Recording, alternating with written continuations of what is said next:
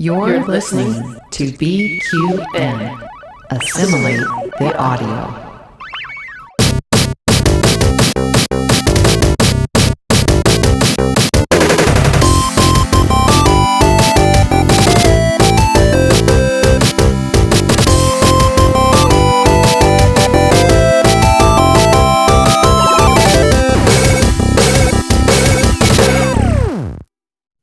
I'm Davey. I'm Warren. I'm Jake. I'm Xavier. And we are the Bargain Bin Gaymers. You did it! Congratulations! That was only the third take.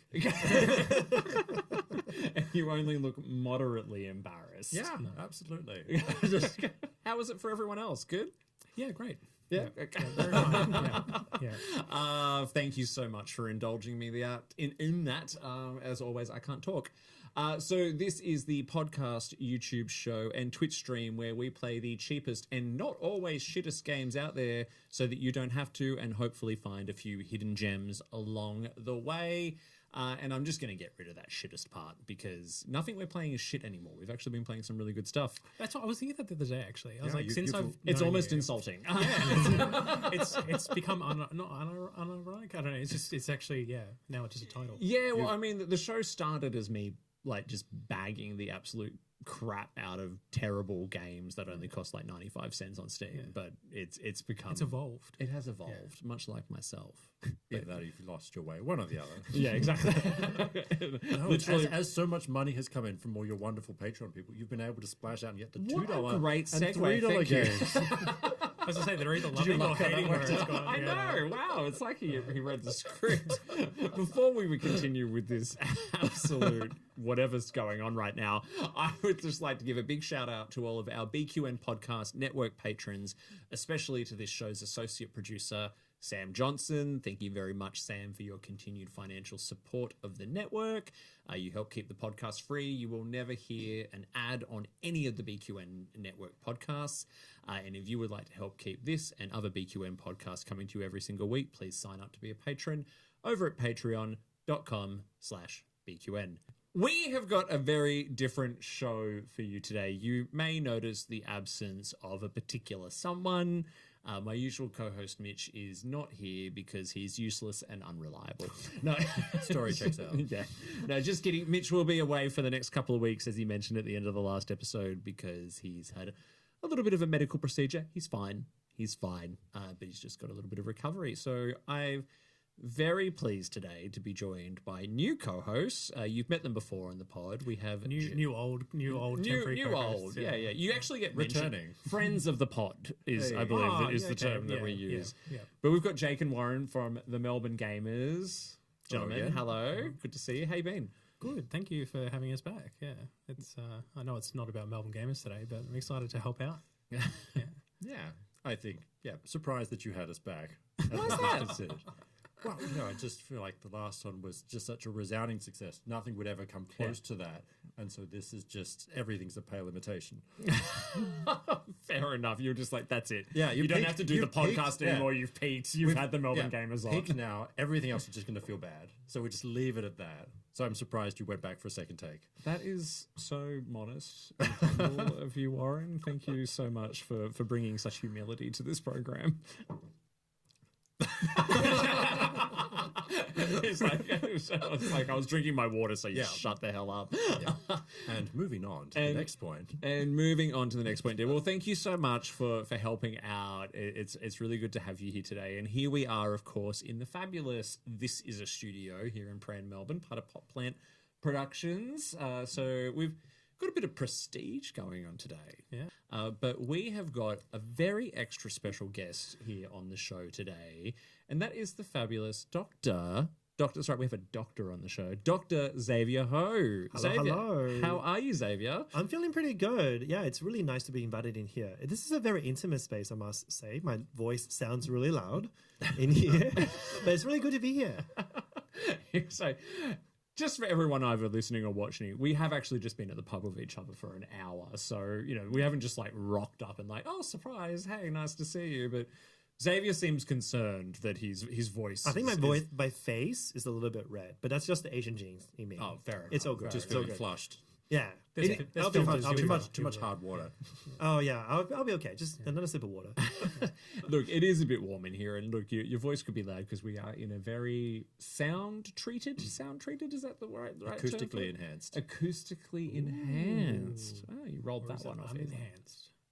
Xavier, just for the uninitiated out there. So Xavier is an award-winning queer researcher, artist, designer, and curator focusing on the queer independent games community. And you're currently working at Monash University. So Xavier, that's really, really cool. Like when I came across you and found out that there is a whole academic field around video games and queer representation and the queer community in video games, I was like, this is what this show was made for.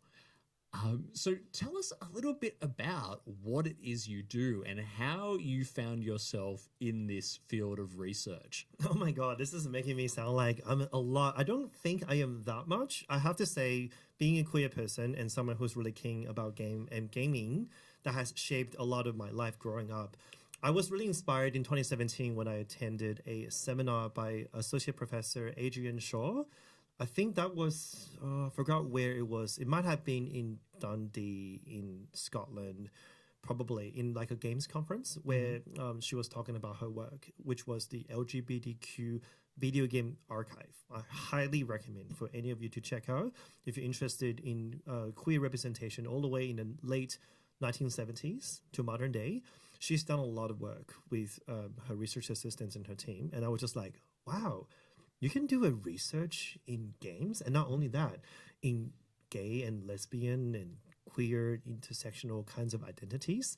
It was mind-blowing. And as a PhD student, sort of 4 years in, by the way, I did mine in 8 years. It was a very long PhD.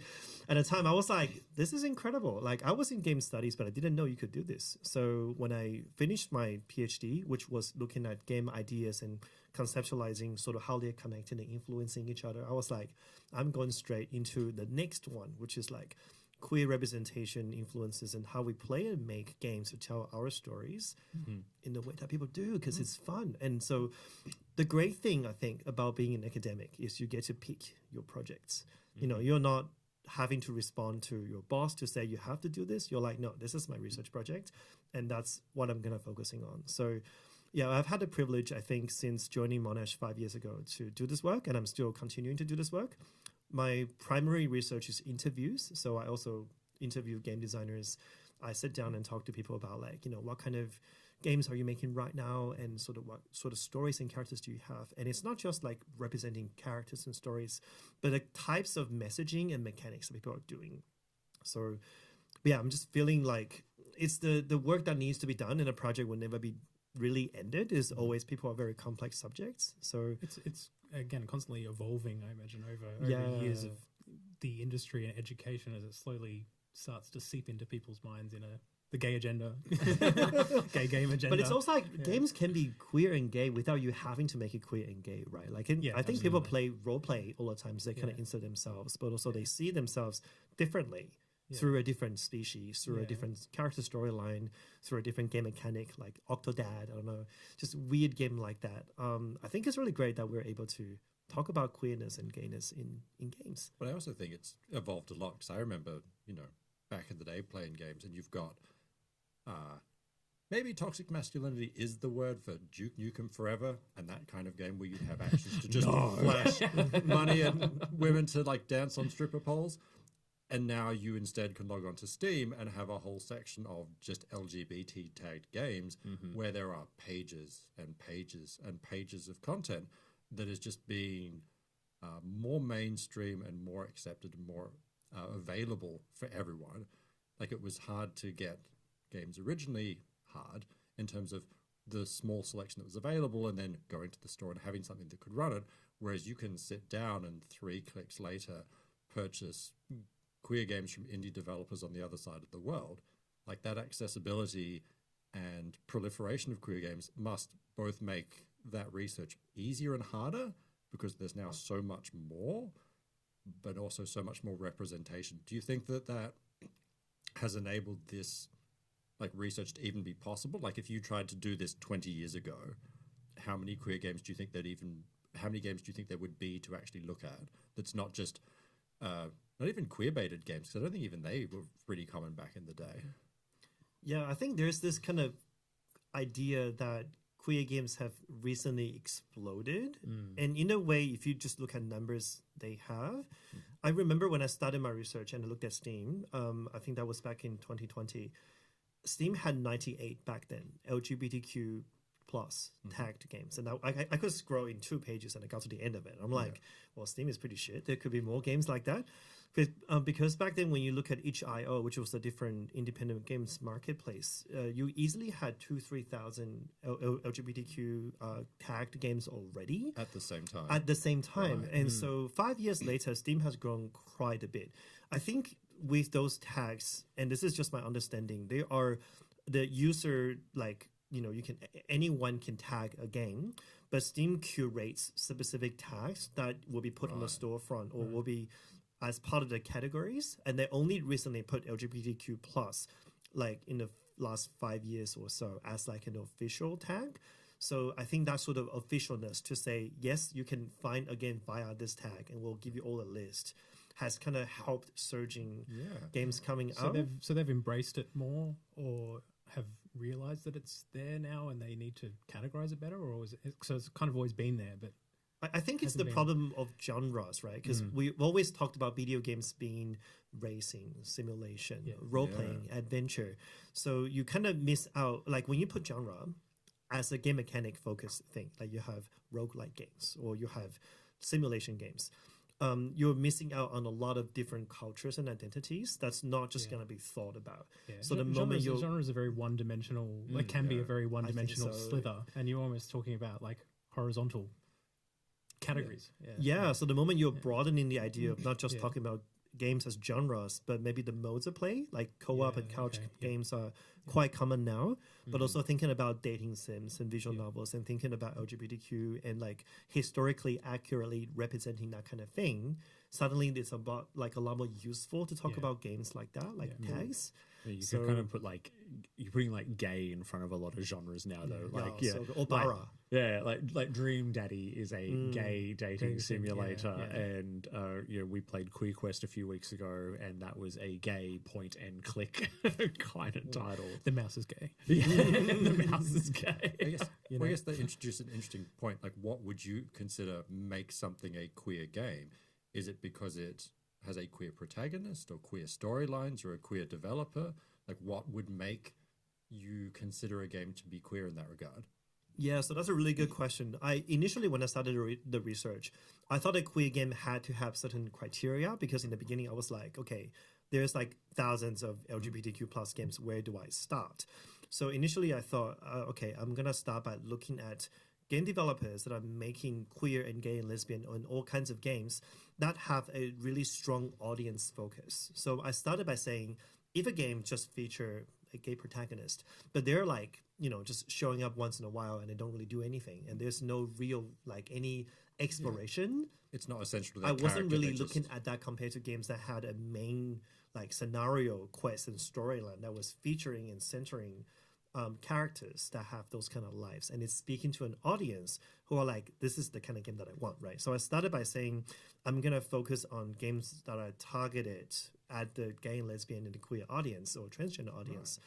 But later on, as I kind of kept on doing this work and interviewing people, I realized that that scope was still too narrow, because you have people who are making and playing games that are just in their own community. Like, you can take a D&D game and you can make it super fucking queer.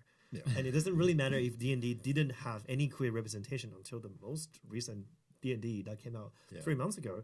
People have been making queer characters and stories for like a long time, even before D&D was a thing, right? People have been playing games just like being themselves. And so I kind of started to realize that it's not just the characters, it's not just about the stories, but just by being able to accept that the world is not so rigid in boxes and binary, but there are ways that you can like play things and be weird about it and be yourself. That can be queer in many ways, that you're kind of pushing against the status quo. And so it's interesting to think about, like you're just talking about earlier, that queer games has becoming more mainstream, but queerness in itself is also pushing against the idea of like what is mainstream, right? So this weird tension of how can we be the people that don't fit, trying to fit into a world, but also trying to like to say, hey, we're here. I think should just be normal, but also we're not normal. So it's like, where does that it's like, fit, right? where's the line? Does that? I mean, because the definition I think should be. It sounds like incredibly broad in that having queer themes or designed for a queer audience, or to tell queer stories, but that you can have a sandbox game like D&D where you make it queer because of how you do it, means that not any game can be queer, but something's not sectioned off where it's for that part of the community, and anyone can enjoy those games and explore that theme and enjoy it. Is that fair? That is totally fair. So you had the Pride at Play exhibition, for example, right? So let's plug that a little bit. So this was back from 2023, and I've got the website open in front of me, right? So Pride at Play was thoughtful queer games for Oceania and the Asia Pacific. Now I've played a couple of games on the list here, right? And I want to kind of just tap into a little bit about what you were saying there about what makes a game queer, right? So the top two games I can see here on this list are Wildflowers and Kinda World. The latter I've got on my phone. Kinda World is literally just, I don't know, have any of you guys played it? I had a read it. I haven't actually downloaded it on my phone yet. So you just kind of grow pot plants and water them, and it's one of those like kind of cozy games. And Wildflowers seems like Stardew Valley with witches, right? So taking these two games as an example, what got these into the queer collection at Pride at Play? Yeah, so that's what I was saying before. When I started, I thought I was only going to focus on games that have a queer audience specifically. Yeah. Then I realized there's so many different forms and manifestations of queerness that's not just characters. Like, I think we're often really focused on, like, if the game doesn't feature a particular character that is queer, that game is not queer because, where are these people, right? Like, how do we see ourselves in them? Yeah. But I now understand, kind of having done this work for quite a while, and I'm still kind of trying to learn more about it.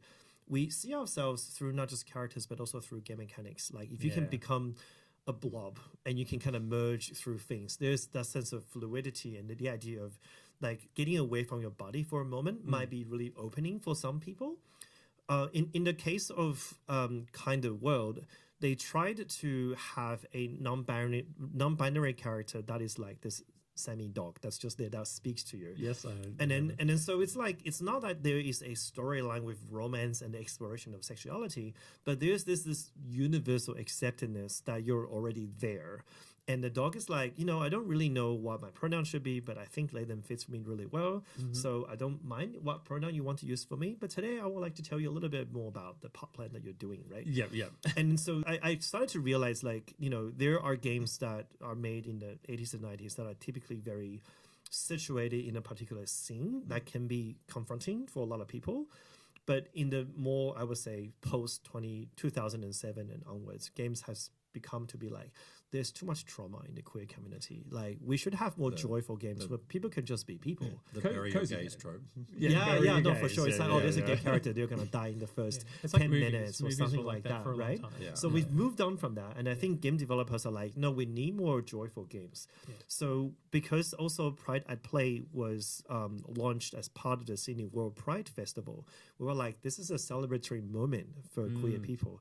So we specifically focused on games that's not just like, we want to push a particular agenda, but also let's be ourselves and just kind of see what a queer world could look like. So we try to broaden that sort of scope.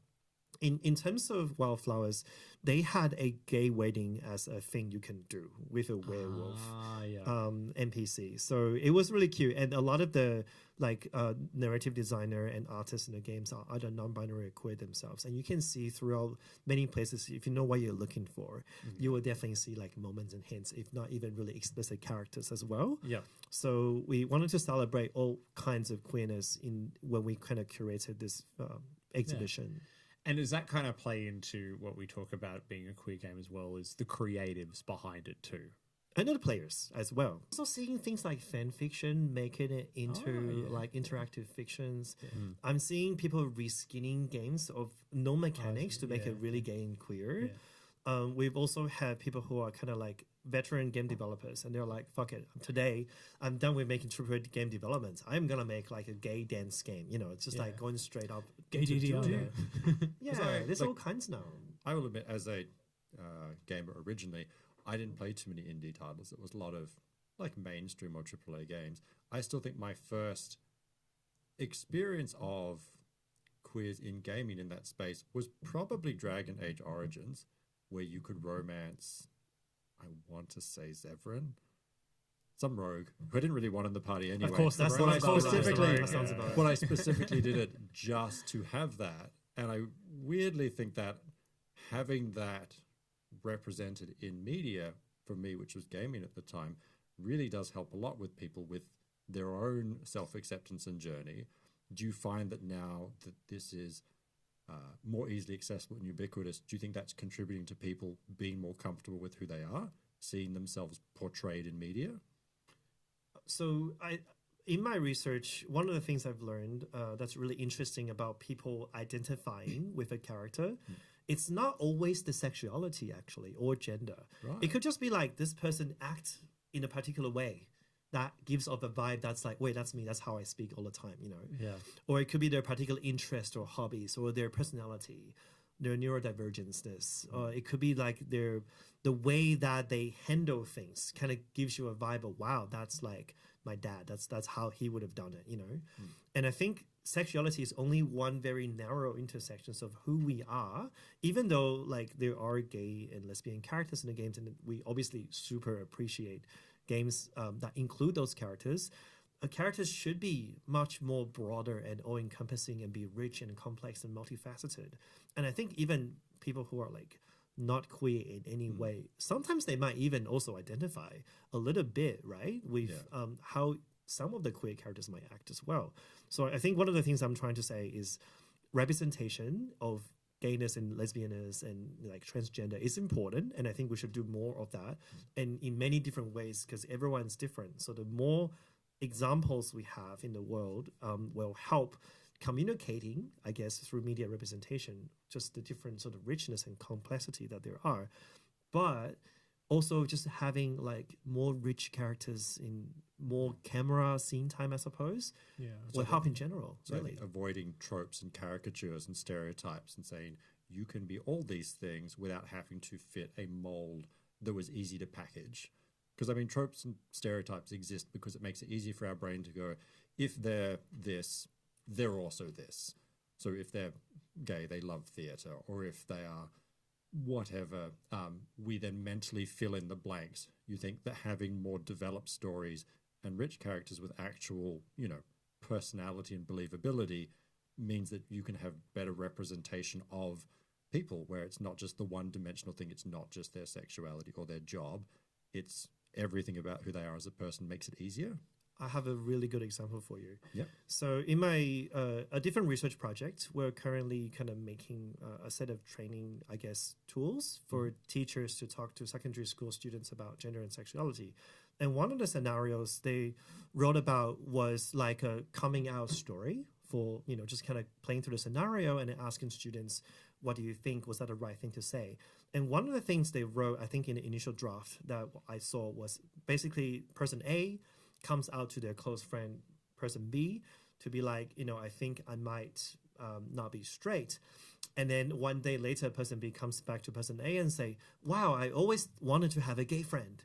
And I read that script and I'm like, no gay person will ever say that, or at least say that in the way that I read it, that kind of script, right? So I think when my point is, when we write characters, or when game designers write characters, or anybody who wants to write a gay story like a fan fiction, having that perspective, having that lived experience will already color how they're going to write. So I think it's less about like, or rather, it's important tropes to avoid it, but also having like hiring actual gay writers, having people on the team that are making games that have those experiences will help guiding making a game in a way that feels true and authentic, because they know what it's like, you know.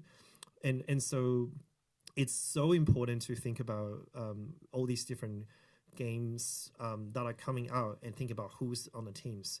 to really help rounding those perspectives. Is that one of the reasons that you feel or may feel that the library has grown so much is because people can more accessibly make games these days as well, because it's not as difficult as it used to be, I guess? Yeah, we have like all these free and open source tools, right? Yeah. Like, I mean, Unity and Unreal aside, which are pretty good, like they're free now, which is awesome.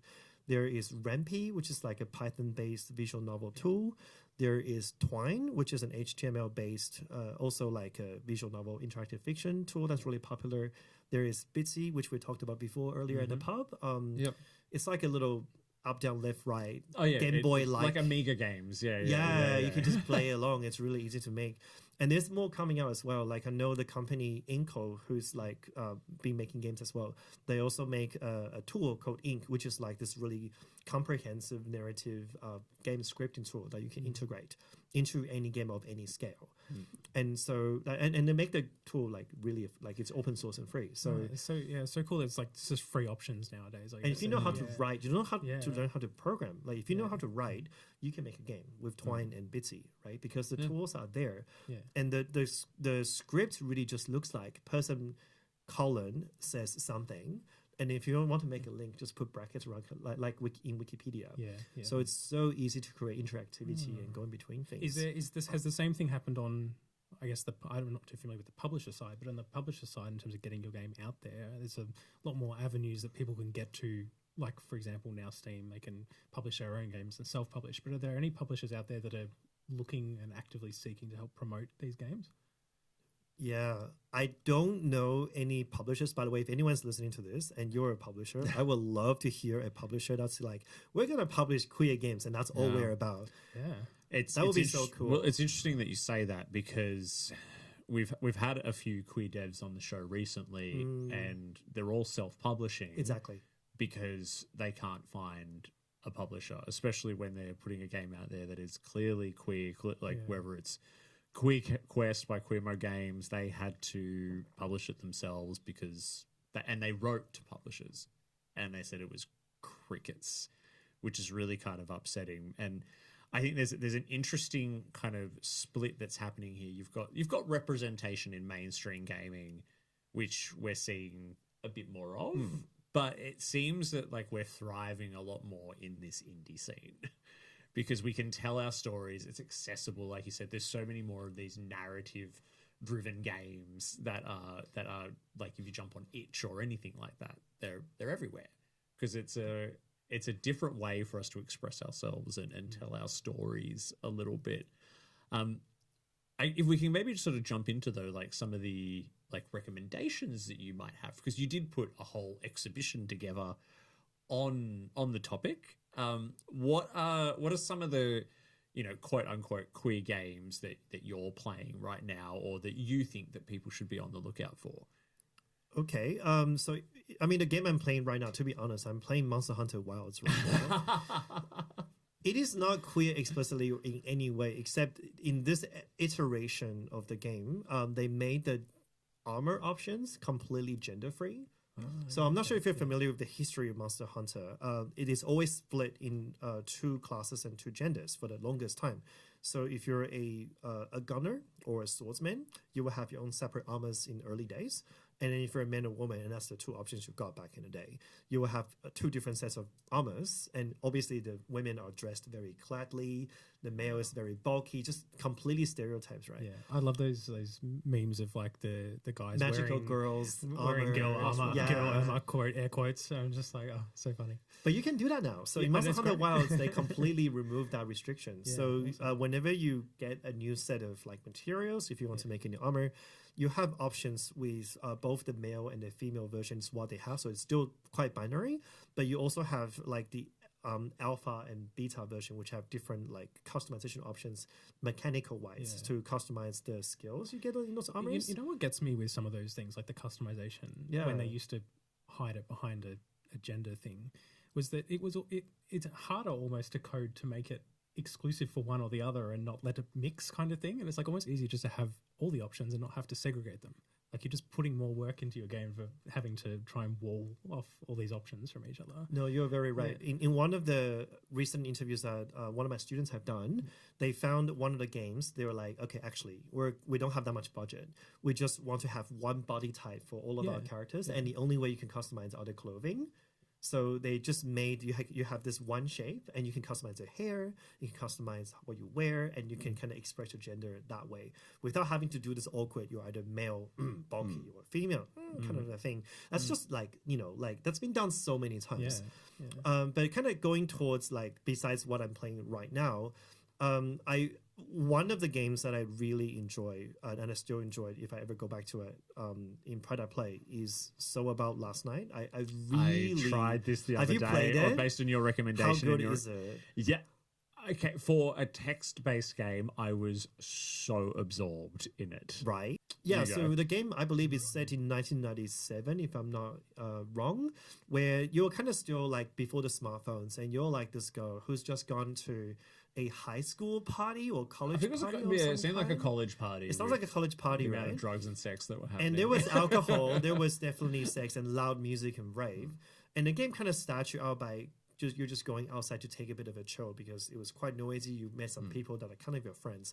You met this girl, and it's pretty obvious that you're also playing as a girl as well, who is kind of mysterious and interesting. You have a bit of a, like trying to not quite flirt, but you're kind of saying something that's kind of under the tones.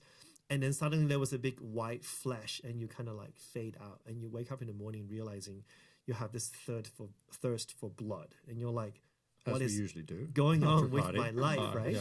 So the for character water. goes through this sudden transition of like, I've heard about vampires. I don't think this is what it is. That can't exist in here. Who was that girl that just spoke to her? Why was she so close to me? Why did she feel that way? Why does the sun hurt? I know. And so the whole Is it game, Twilight? Why am I sparkling? the whole game, you're just basically hitching rides or going to friends' houses just in this town to be like, has anyone seen this girl? Who was she? And tracking her down. And it is written in a way that depending on which route you take, you will eventually end up in the same place, but you get a different vibe of like different characters and different angles and perspectives. It is the really whole well thing is written. just in text. And so you occasionally you get an option of like, you do this or you do that. But otherwise you're reading the story. So it's like a book. Interactive novel. Yeah. I guess if it's Interactive fiction is the yeah, genre. interactive fiction. Turn to page 62. Yeah, but Oh, you died. it's written really well, and I thought it was going to be done in a few minutes, and then an hour or more later, I'm still sitting there playing it. And I mean, it's so interesting to say playing it. You're reading. You're experiencing it. I Yes. guess is probably the right way to put it. Yeah. One of the things I gave recommendations on, and they're also part of Pride I Play, is Kaiju Noir, where it's a visual novel that you're like this giant monster, Godzilla-like kaiju, who's living underground away from human society for like hundreds or thousands of years, and you have your own society and everything. And it's a murder mystery where you're like this independent detective who's trying to solve a murder for a client. It's very noir. It's got all the tropes that you can expect for the film, but it's also very non-binary and trans in the way that it plays out. There's even like a reunion moment when you kind of find your long-lost sibling who has not like transitioned. It's quite beautiful. The person Kaiju, Jamie Kaiju Marriage is their name. They were a games journalist actually and wrote for a bunch of things. So that would be one example where they're like, they found the outlet, not only they're writing about games, but they're also writing with the games tools. Using Rempe, I'm pretty sure that's the tool that I used. I'm interested though, like in some of the ones that are non sort of like narrative driven though, like because so many of the ones I've come across, which have been great, have been like About Last Night and a few others like Strait. I don't know if you've come across that one, which is again very visual novel style. Are there any out there which people might be able to find as a more like traditional gaming experience, platformer, or like 3D action adventure style game coming up through this scene, which fits into this kind of LGBTQ category? Queer Mario. Queer Mario. Queer Mario, Like what Queer is Mario, that? not an Aquario? like waves at the Goombas and they like explode or something. That would be pretty fun. Another game that I can recommend in Pride I Play, it's a role-playing game for 2 players. It's called Our Mundane Supernatural Life. It's a card game, right? It's Or- a card game, yeah, but yeah. the cards are agendas. So basically, the cards are like date and then like agenda, and so you play as a two people who live together. So it could be siblings, parent and child, domestic partners. It could be queer. Could be played straight if you really want. But the two game designers are like queer couples. They're like just making this game based on their experience even before COVID, living together and also making games together. And one of you is a supernatural monster, and it could be anything. It could be werewolf, vampire, a ghost, a bee, and the other person is just like a normal human, but you live together. And so the game kind of asks you to identify a particular problem, like a supernatural problem, like werewolves, sheds, I don't know, turns into crazy big things, goes on rage. And then like a mundane problem, which could be like, I don't know, my exam is coming up and I'm kind of scared, or Like the dishes. I have a job interview. Yeah, dishes is not being done. I don't know. You kind of decide on a trouble, and then the two of you need to set an agenda throughout the day. It could be from when you wake up to when you go to bed, basically, to kind of help each other solving those problems. And so I think like as queer people, monstrosity has always been a thing for a very long time. Like when you look at shows like Rocky Horror Picture Show, things like shows that has like vampires and werewolves, or even like Frankenstein. Sometimes people, queer people, have associated themselves with those monsters because those are rejects of society, right? Yeah, they're the different ones. Yeah, exactly. So there's this oddness that's being reflected. And then so when I think about this particular role-playing game, which you can play through in like an hour and a half, one of you is this kind of sheltered reject that's been hiding away from human life that have a legitimate supernatural problem that they need to solve. And the other person is kind of having this privilege of being a human, and there's like no other issues except you have human problems, and you kind of understand each other in different ways, and you're trying to play through that day. And you role play it out, there's things that come up. And the game is really cute. Like at the end of the day, you can optionally play. You're going to bed together. You're kind of talking a little bit just to rewind and debrief how it has gone, and then you can go to bed. If you want to cuddle, you can. It's just part of the game, depends on what you want to do. And that will be a game that's very different. Like it's queer in the mechanics, and it's intentional from the game designers. There are no baked in queer characters to romance or to role play. But if you want to play a monster, there's all kinds of things you can pull. Do you find are they queer board games? I mean, I know of some queer board games, but do they leap over into? My eyes are lighting up because you asked me that question. I thought, Should Warren and I leave? I'm so happy. I'm so happy. Yeah. When we were at the pub earlier, I know we were talking about Gloomhaven and this dungeon crawler thing. There's another dungeon crawler game that I played called Artisans of Splendid Vale. It's made by a non-binary game designer, Nikki Valance, who worked for Fantasy Flight Games that made all the Call of Cthulhu, really major games. And then they eventually went and I think worked at Renegade or different games and something like that, and they freelance and consult. They wanted to make a game that's very queer, and then the publishers was like, I don't know. So I think they moved on and they found a publisher. So now it's out, and it's been out for like 2.5 years, called Artisans of Splendid Vale, in which you have a full cast of queer and people of color in kind of all kinds of wonderful places, and it's really culturally grounded in many different ways. And you are like this, I guess, villagers who kind of all live in this magical village. But once in a while, there's this meteor that just kind of strikes randomly into the valley. But your village's survival depends on the rare metals that come from the meteor. So your characters are like this group of adventurers who goes out whenever there's a meteor strikes, and you're trying to get to the rare metals to kind of bring it back. And the whole game, I remember this really well because my name is Xavier. And when I first played the game, there's 4 characters you can pick. And one of them, his name is Harvey. And I thought, Harvey or Xavier, this is like, I'll just pick this character. Why not? Literally, not even kidding, the first day I play through the game, there's a bit of a dungeon crawling, there's a storytelling moment, and there's like a bit of an end of a day scenario. The character's partner, who's also a guy, proposes to him. And I'm like, oh my God, what is happening right now? Like, this is such a cool game. What? And so, and the game kind of plays throughout. There's different relationships in different characters. There's like moments where you go in and chill. It's not just like a combat sim. There's like an actual village life and a character's life happening. And that would be a very queer board game if anyone wants to get into it. Yeah, because we've been playing Molly House. Molly House? Yeah, I went and kickstarted Molly House by Tell me about it. Cole. Have you played it before? I have not played it. The designer essentially wanted to have a queer game telling the story of what it was like in Victorian London. So the designer previously did John Company to try and aim to tell history through the medium of a board game. And John Company specifically is about an evil corporation that controlled Dutch East Indies and all of that.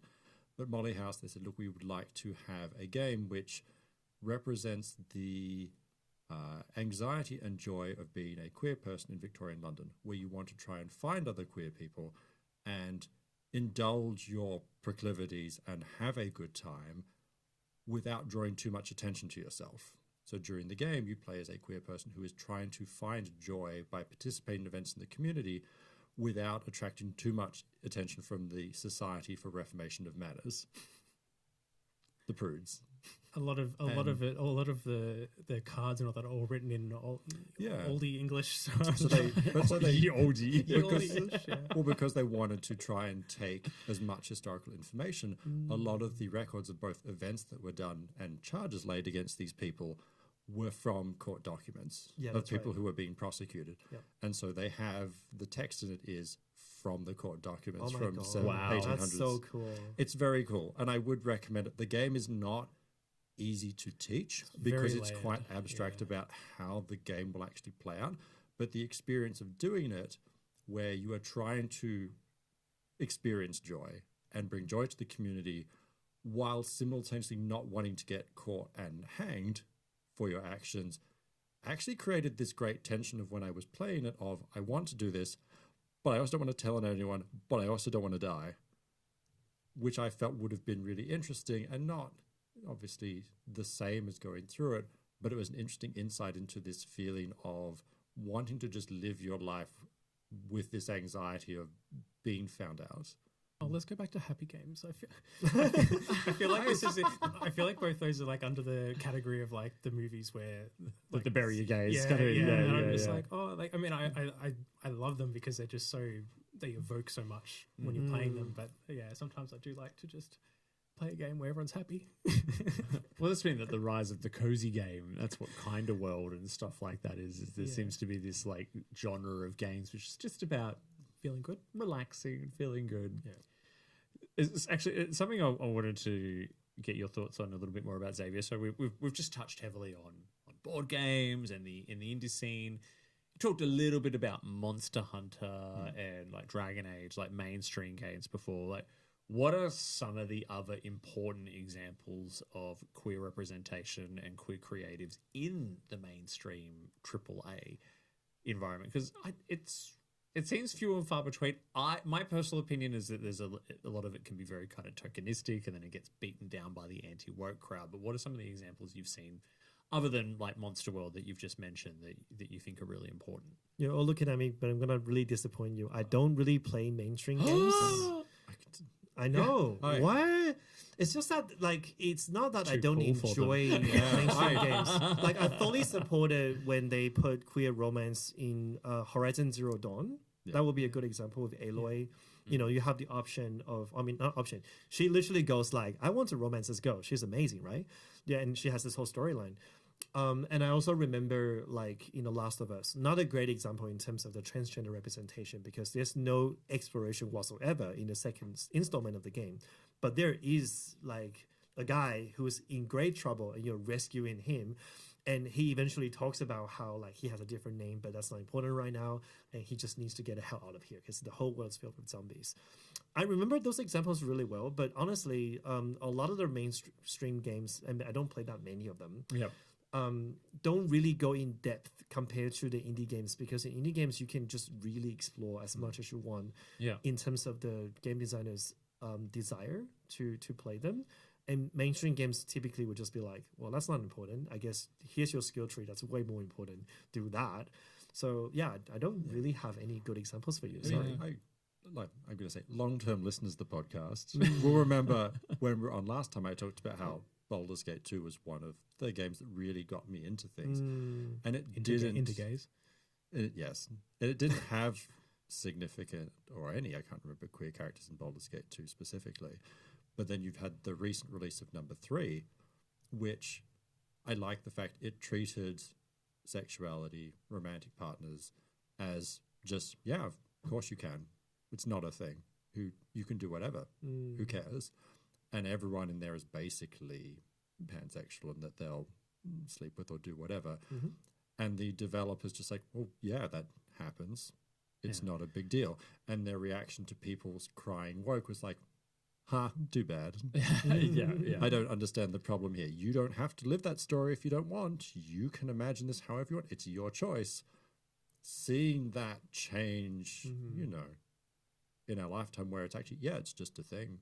It's not different. It's not necessarily exceptional or weird. It's normal, is nice to see. And that's a big, massive game, which let people do that and explore that without fanfare, which is nice to see that curve of, as you said, getting to the point of they exist without exceptionalism. Like the best examples are the ones where they just are. Yeah. Right. Those earlier examples, it's always like IGN, all the big gaming websites are all jumping on it, going, "Oh my god, you can date a man in this game," and all that kind of stuff. Whereas in this indie scene, it feels so much more genuine and authentic because they're not playing for a mass audience. Like they're literally just It's not for the profit. It's for You can take risks. Exactly. So you could go and play one of these games because guess what? Like the haters aren't going to come and spend the money on them. I don't know. And you don't play mainstream gaming a lot, so you might not have an opinion on this, but it seems like the mainstream is just whenever it does try to feature anything slightly diverse now, it comes under extreme attack from that anti-woke brigade. It's like the Disney problem. It's they have lots of people within Disney who are queer. Probably full to the brim of people who want to enjoy and share that joy. But then they've gone, well, we're marketing to the world and we have to make sure it gets through the censors in China and Iran. So you know what? This can't go or this can't fly, or it has to be subtly coded that this is what's going on, which is really disappointing. And I understand, and it feels bad to know that there is still a finite point where your story is not worth as much as this market. When you get to that point, you go, hey, unfortunately, I'm sorry, because it's AAA, because it's global, you are not worth as much as money as this will make for us. And means that it does stop a lot of those authentic stories coming out because they go, you exist, and we're going to wink at it really heavily, but just don't tell anyone. This is why I think, so for Jake and Warren, that you've come across Pride at Play for the first time, and since Mitch and I have started diving into this angle for the podcast, finding this almost underground scene of queer games and queer developers has actually been really, really cool. And I said this on the last week's episode, actually. I said I kind of want it to stay that way because it's kind of cool and different and grungy, and it's for us or for me or whatever, and it doesn't need to play to a mass audience. It just is what it is. Is that the same thing as like when you've got queer venues? And then as we become more mainstream and more accepted, then other people want to attend them, then suddenly the queer venue technically is... You mean like when a hens party rocks up at Circuit? To go and watch the zoo where they're like, oh, it's so fun to watch them. I can grab your butt because you're gay. And that's totally fine. Yeah. Is that the same thing that happened to the queer indie scene? Like, actually, this could make money. We could have everyone here enjoying your story. Do you think that would ruin it when people wouldn't be honest? But like, well, actually... I'm scraping to get by, but if I just change this for the hens party, suddenly I could, pay rent for my evil witch landlord. The stories that I've heard and played, I feel like are so genuine that you'd hope they wouldn't succumb to the money or something like that, I guess. It can depend, right? Like, I wonder if you would wind up having a situation where someone actually finds a lot of success. But if you start to find that more mainstream success, I wonder if there's a risk of that pressure of, I want more people to play my game so I make more money and I can make more games. And so therefore maybe I need to make my compromise your art. Yeah. But I guess maybe that's and maybe your thoughts on this from someone who's interviewed a lot of these people. Does it seem like that doesn't really seem like their MO though, right? Like they're not trying to create something for a mass audience. They're trying to create something for their own community. Yeah, that's right. A lot of the people that I talked to, when they wanted to make the game, it was like, I want to make it for myself. I just want to see what happens, and I put it on itch. And sometimes that gets really good attention, and they're like, wow, people resonated, just like you were saying before. But also when you were talking, I was thinking about, there are people like queer people who got together and they're like, we need to have some financial way to sustain ourselves. Yeah. So I don't know, have you come across the Queer Games bundle on each you have? They're calling for new games right now for this year. So the bundle will be on sale in a month or so.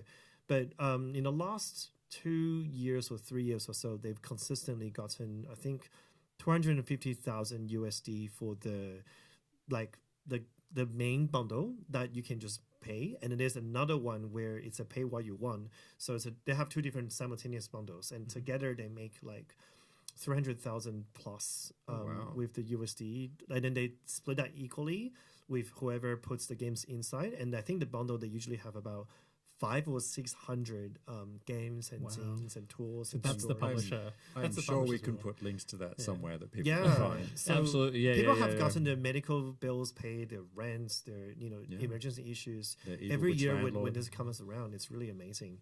And I mean, it's not sustainable in the way that you can't hire a team when you just get like $5,000 off that split or however many money you get. But it is life-changing for a lot of people to get $5,000 just like once off in a year. That's like more than my tax return. Like, that's amazing. I would love to get $5,000 just to spend on something. So Xavier, what else have you got coming up? So can we see? Are we expecting anything else like Pride at Play? Like, can you give us a little hint at what else we can expect? Yeah. So I this has just been announced literally 2 days ago, so I can talk about it on the show. I got into the Powerhouse, the Sydney Powerhouse, as a research scholar this year in 2020. Congratulations! Thank you. So I'm gonna go in and go deep into their tabletop and video gaming collection. They have a lot, surprisingly. From like, did you know Dracula, which was like a game made, I think in the early 90s, was in Australia. Oh, really? And it's like, I mean, I don't know if it's gay or queer, but Dracula is quite vampire-y, so there's must be some kind of monster. All vampires are gay, aren't Things they? in there, right?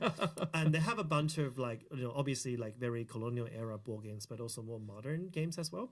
And the Powerhouse also, I talked about a game imperium to a rock board.jpg. The Powerhouse also has that game that it acquired because that was shown at the Powerhouse.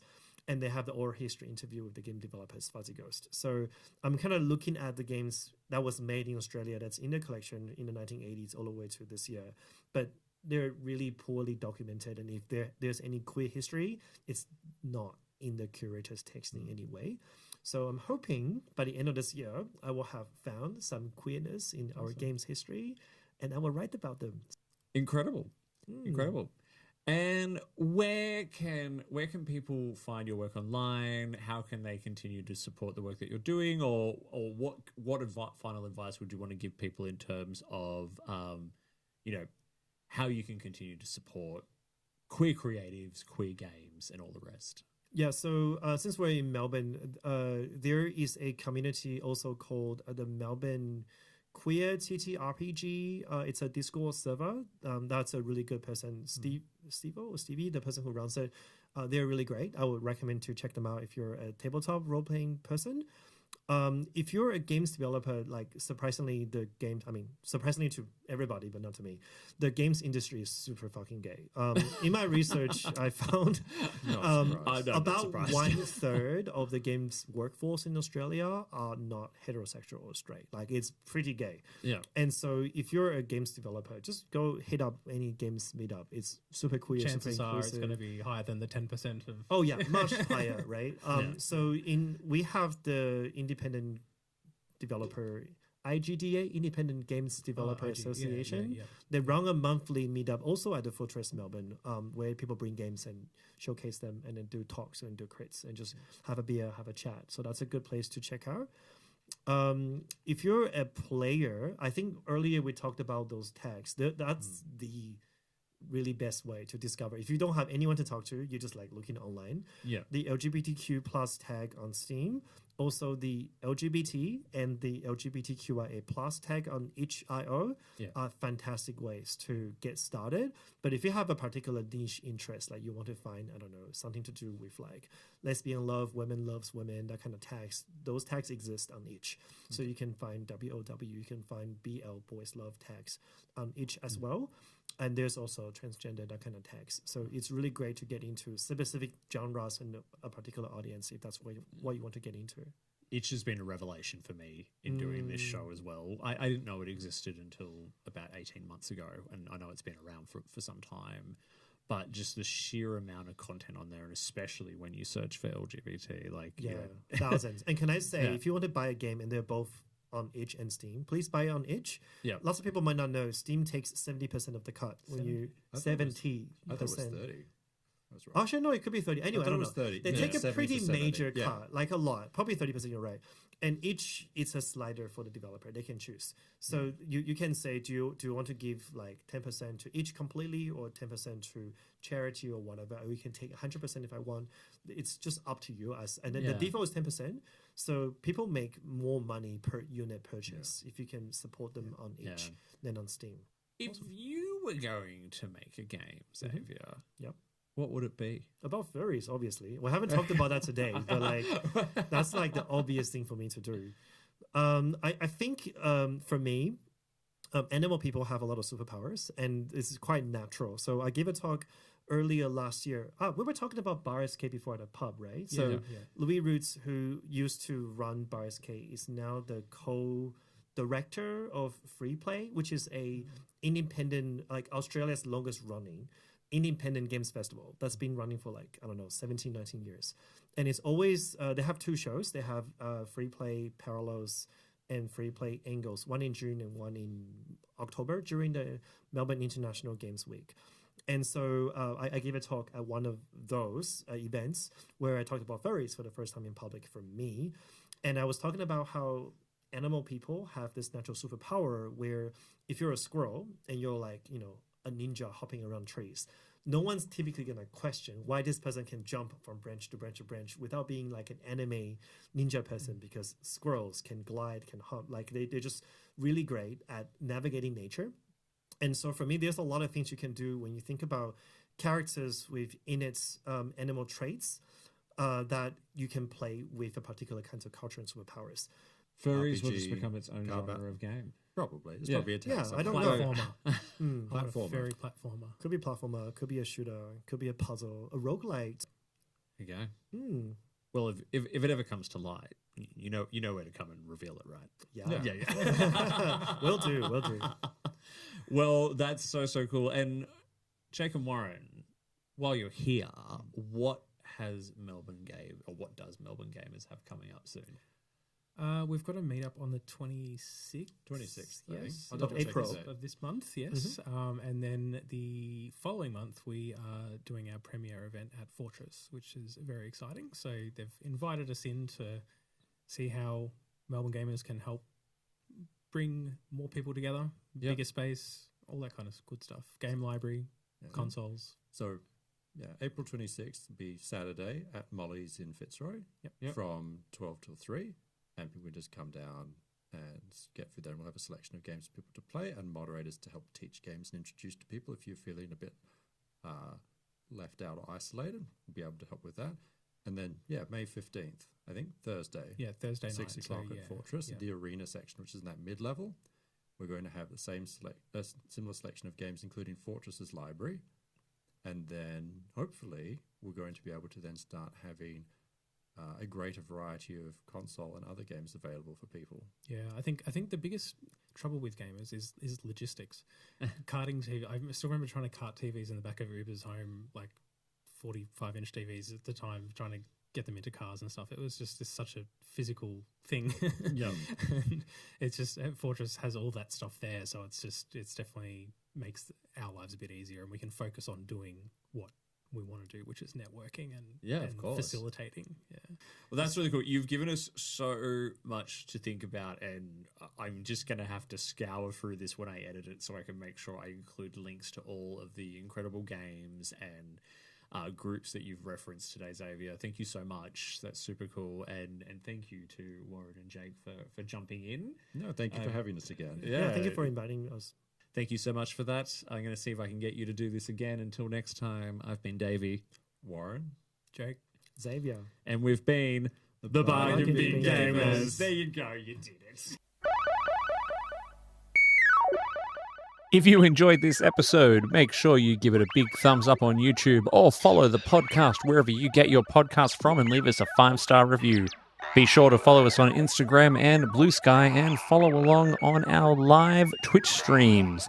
You can also continue the conversation in our BQN podcast Discord by clicking the link in the episode description. Don't forget that the Bargain Bin Gamer is part of a larger network of podcasts called the BQN. You can support this and other BQN programs by becoming a patron over at patreon.com/BQN. We'd love to hear your feedback on the episode. Leave us a comment on YouTube or send us an email to bargainbingamer, GAYMER, @gmail.com. Until next time, au revoir.